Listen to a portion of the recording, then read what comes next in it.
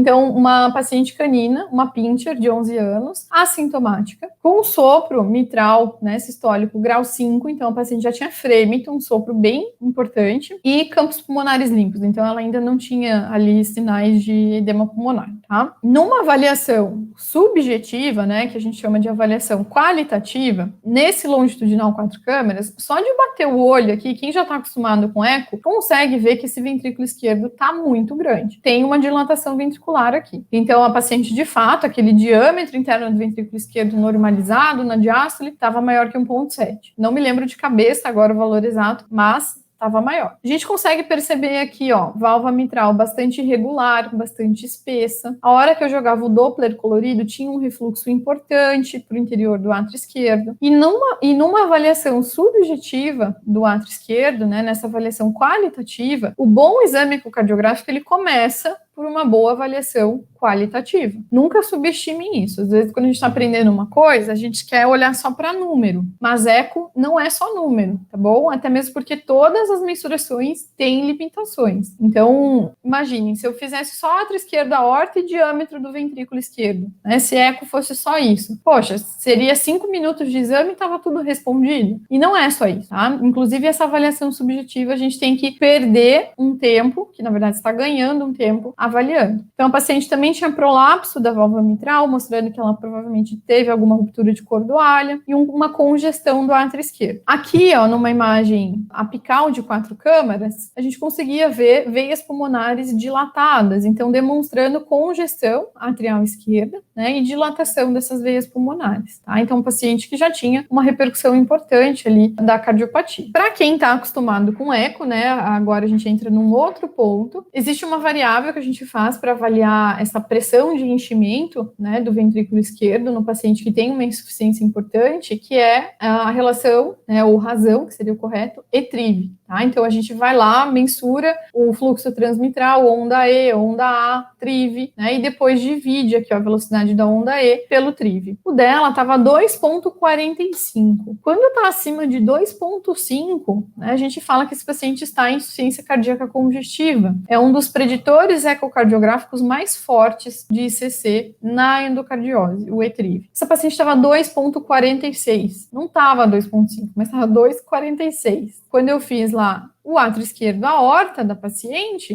que é uma medida linear, que eu simplesmente venho aqui e traço uma linha aqui, ó, no átrio esquerdo e comparo com a aorta, essa medida estava 1,52. Então, onde que eu encaixo? Naquele painel lá do Akivin, onde que eu encaixo? Um paciente que tem átrio esquerdo, a aorta dentro do normal, nessa medida linear, que tem ventrículo dilatado, que tem congestão dentro do ventrículo esquerdo, que tem dilatação de veia pulmonar. Se eu olhasse somente para aquelas variáveis que estão lá no trabalho, vai ter gente que vai falar, ah, não, o paciente ainda é B1, porque o átrio esquerdo ainda está pequeno. Sim, mas e o ventrículo, e a congestão, e a tua avaliação subjetiva do átrio esquerdo? Por isso que eu falo, a gente não pode pensar nas coisas dentro de caixinhas separadas, né, individualizadas. Quem trabalha com eco tem que ter esse discernimento. Eu estou trabalhando com uma medida linear, às vezes a aorta ali tem uma dilatação do seio coronário, vai dar uma falsa mensuração. Às vezes essa dilatação atrial, ela não é uniforme, então no local em que eu estou mensurando não está tão dilatado. Então tem essas nuances, pessoal.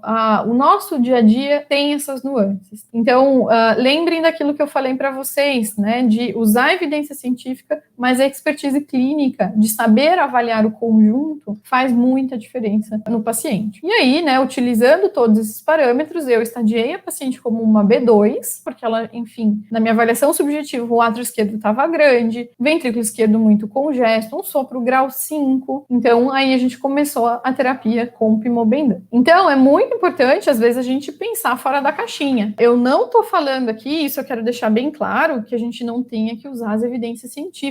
Elas são o nosso norte. O mínimo que a gente tem que saber são elas. Então, a gente precisa, sim, usar as evidências científicas. Mas saber que uma diretriz, ela é igual eu falei, ela é um norte. Ela não é um GPS que te fala a cada passo, a cada esquina, vire para a direita, vire para a esquerda, se acontecer tal coisa, desvie para tal caminho. Não é esse passo a passo. Esse passo a passo acaba sendo a tua experiência. Então, lembrando que medicina baseada em evidência usa evidência científica, usa expertise clínica e soma isso à realidade do paciente.